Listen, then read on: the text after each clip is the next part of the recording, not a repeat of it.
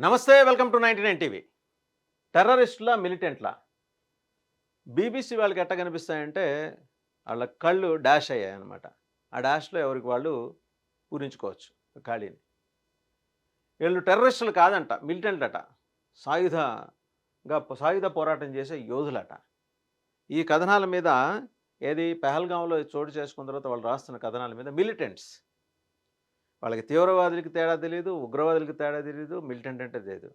అన్నీ ఒకటే మిలిటెంట్లు. అంటే వాళ్ళకి అనుకూలంగా లేకపోతే మిలిటెంట్. భారతదేశం మీద విషం కమ్మాలంటే కొన్ని వేల సర్పాల నుంచి, కోబ్రాల నుంచి, వాటి కోరల నుంచి సేకరించిన విషమంతా కలిపి వీళ్ళు న్యూస్ ఛానల్స్‌లోను, బీబీసీ కథనాల్లోను, బీబీసీ విజువల్స్ రూపంలోను, మాటల రూపంలోను అవన్నీ కలిపి రంగరించి మాటలకు దట్టించి వదులుతారనమాట. ఎందుకో మరి ఆ కంట్రీకి అది అంత ఆహ్, విషం చిమ్మాల్సినంత నెసిటీ ఎందుకొచ్చిందో ఎవడికి అర్థం కావట్లేదు. ఒకటి. రెండోది పహల్గామ్ దాడి ఎలాంటిదండి?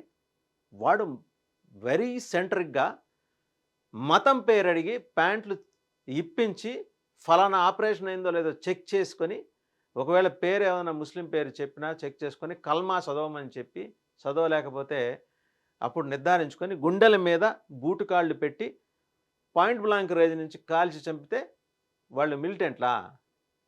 టెర్రరిస్టులు కాదా? ఏ మీ జ్ఞానం అంతా కాకెత్తుకుపోయిందా? బీబీసీ జ్ఞానం ఏమన్నా? ఉద్దేశపూర్వకంగా భారతదేశాన్ని బీలిటిల్ చేసే ఇలాంటి దుర్మార్గపు కథనాలని మేము అంగీకరించలేదని చెప్పేసి కేంద్ర ప్రభుత్వం మండిపడింది. భారత ప్రభుత్వం వాళ్ళ డిసెంట్‌ని వాళ్ళకి పంపించింది కూడా. బీబీసీ కథనాల మీద విదేశాంగ శాఖ లేఖ రాసింది. వాళ్ళకి పంపించింది. ఇంగ్లాండ్ హై కమిషన్ గూడా పంపించింది. ఇంకా ఎక్కువ చేస్తే గనక బీబీసీని నిషేధించినా నిషేధించొచ్చు. ఇప్పటికే పాకిస్తాన్‌కి చెందిన 16 యూట్యూబ్ ఛానెల్స్‌ని వాళ్ళు విషం చిమ్మటము, పొగలు చిమ్మటము, లావా చిమ్మటం, వాట్ నాట్ ఎవ్రీథింగ్ అవన్నీ చేసినందుకు వాటిని నిషేధించారు ఇప్పటికే. అలాగే పాకిస్తానీ క్రికెటర్ ఒకాయనున్నాడు షోయబ్ అఖ్తర్. ఆయన యూట్యూబ్ ఛానెల్‌లో గూడా మన మీద విషం చిమ్మాడు. ఒరేయ్ నాయనలారా మీకు తినటానికి తిండి లేదు, తాగటానికి నీళ్లు లేవు. మీకో విషయం తెలుసా? ఈ పాకిస్తాన్ ఆర్మీకి ఒకవేళ సరిహద్దులకెళ్తే వాళ్ళకి నీళ్లు సప్లై చేయడానికి ట్యాంకర్లు లేక, ట్యాంకర్‌లో డీజిల్ లేక వాళ్ళు యుద్ధం నుంచి విరమించుకుంటున్నారట.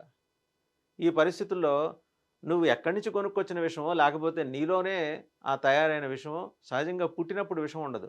మధ్యలో జనరల్ అసిం మునీర్ లాంటి వాళ్ళు ఎక్కించిన విషం ఉంటుంది కదా! జిహాదీలై ఉండి మిలిటరీ యూనిఫార్మ్ వేసుకొని ఆర్మీ జనరల్స్‌గా చలామణి అయ్యే అసీములు, అలాగే ఖవాజా ఆసిఫ్‌లు మీ రక్షణ మంత్రి. అలాగే ఇంకొక ఆయన ఇందాకే చూసాం అబ్బాసీ. ఆయన, ఆయన ఇంకా ఎక్స్‌ట్రీమ్ బెదిరించేశాడు. మీరు వీళ్ళు కదా టెర్రరిస్టులని మాట్లాడాల్సింది. వీళ్ళని కదా! వదిలేసి జనాల్ని చంపిన వాళ్ళని వదిలేసి జనాల్ని చంపిన వాళ్ళని మిలిటెంట్లని కీర్తించటం. బీబీసీ నీకిది తగదు.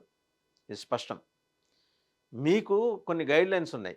ఆ గైడ్‌లైన్స్‌కి లోబడి అండ్ ఉద్దేశపూర్వకంగా మీరు గాని, ప్రత్యేకించి వెస్టర్న్ మీడియాలో కొంత భాగం గాని, భారతదేశం అంటే పీకల్దాకా మీకెందుకో ఆ జెలసీ, ద్వేషం అసూయ అంటాను.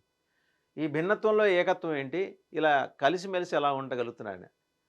అరే నాయనలారా 5000 ఏళ్ల క్రితం నుంచి ఎప్పుడైతే మహాభారత యుద్ధం ముగిసిన తర్వాత మొదలైన సెకన్ నుంచి మీరు భారతదేశాన్ని ఏమి పీకలేకపోయారు. 800 ఏళ్ల పాటు ఆ మొఘల్స్ చేసిన అరాచకం మామూలు కాదు. బాబర్‌ని చక్రవర్తి అన్నారు. అక్బర్‌ని చక్రవర్తి అన్నారు. అలాగే బాబర్‌కి, అక్బర్‌కి మధ్యలో హుమయూన్, తర్వాత అక్బర్, జహంగీర్, షాజహాన్, షాజహాన్ కొడుకు ఔరంగజేబు వాడు కూడా చక్రవర్తే. ఔరంగజేబు తర్వాత వాడి కొడుకు అండ్ ఔరంగజేబు మనవడు బహదూర్ షా జాఫర్. అక్కడికొచ్చేప్పటికి కొంత డెమోక్రటైజ్ అయ్యారు. మీ అవసరం కోసం మిమ్మల్ని కూడా రాచి రంపాన పెట్టేసరికి బ్రిటిషర్సు మీరు దారికి తప్పనిసరి రావాల్సొచ్చింది. వీళ్ళందరూ చరిత్రలో యోధులు. మీరు స్పాన్సర్ చేసిన రైటర్స్ రాసినవే. చరిత్రకారులు రాసినవే. ఇప్పుడు కదా అసలు చరిత్ర తెలుస్తోంది. మా ధర్మం ఏంటో, మా ధర్మం కోసం పోరాడిన వాళ్ళెవరో యోధులు మహారాణా ప్రతాప్, మహారాణా రతన్ రావల్, ఛత్రపతి శివాజీ మహారాజ్, ఛత్రపతి సంభాజీ మహారాజ్, అలాగే ఛత్రపతి రామరాజే మహారాజ్ ఇలాంటి వాళ్ళని మా కృష్ణదేవరాయల గురించి మేము తెలుసుకున్నాం. మా అశోకుడు, మా చంద్రగుప్తుడు వీళ్ళ గురించి మేము తెలుసుకున్నాం. మీరెక్కడి నుంచి వచ్చారా భయ్ మధ్యలోంచి వీళ్ళందరూ? ఎడారుల్లో పుట్టి ఆటవిక జీవనం సాగిస్తూ, జంతువుల పచ్చి మాంసం తింటూ, నెత్తురు తాగుతూ ఇక్కడికొచ్చి నాగరికత నేర్చుకొని, మా నెత్తినెక్కి డాన్స్ కట్టి మీరు చక్రవర్తులు ఎప్పుడయ్యారు? వాళ్ళు కనపడరా బీబీసీ నీకు? వాళ్ళ గురించి వాస్తవాలు రాయవా? వాళ్ళని నెత్తికెత్తుకొని ఆరాధించాం.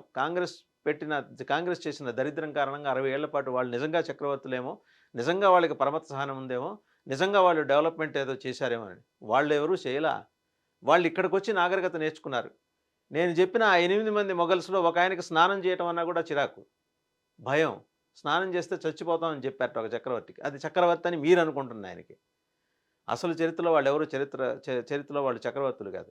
దారి దోపిడీగాళ్ళు, పక్క నుంచి వచ్చిన ఇన్వేడర్స్, దురాక్రమణదారులు. వాళ్ళిక్కడికొచ్చేదాకా వాళ్ళకి ప్యాంటు, షర్టు లేకపోతే కనీసం ఒంటి మీద ఆహార్యం కూడా సరిగ్గా ఉండేది కాదు. వాళ్ళిక్కడికొచ్చి ఈ దేశ సంపదని దోచేసి, వాళ్ళు ఏకమొత్తంలో చక్రవర్తులుగా చలామణి వాళ్ళ చరిత్రలు రాయించుకొని, అవన్నీ మా మీద రుద్ది, మన దరిద్రానికి మన విద్యాశాఖని హోల్డ్ చేసిన ఒక పెద్ద మనిషి చేసిన ఈ దౌష్ట్యానికి ఇదంతా ఈ చండాలమంతా చదువుకుంటూ రావాల్సొచ్చింది ఇన్నాళ్ళు. దాన్ని మీరు సమర్థిస్తారు. దాన్ని భుజాన మోసుకునే పాకిస్తాన్ టెర్రరిస్టులు మీకు మిలిటెంట్లట.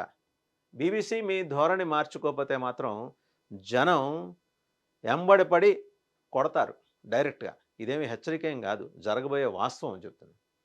ధోరణి మార్చుకోండి. టెర్రరిస్ట్ వేరు, ఉగ్రవాది వేరు, మిలిటెంట్ వేరు. ఆ! వీళ్ళు మీకు మిలిటెంట్లు అయిపోయారా? వాళ్ళు ఉగ్రవాదులు కాదా? అసలు కళ్ళున్నాయా? డాష్ అయ్యాయా? జనం అడుగుతున్నారు సార్ ఇది.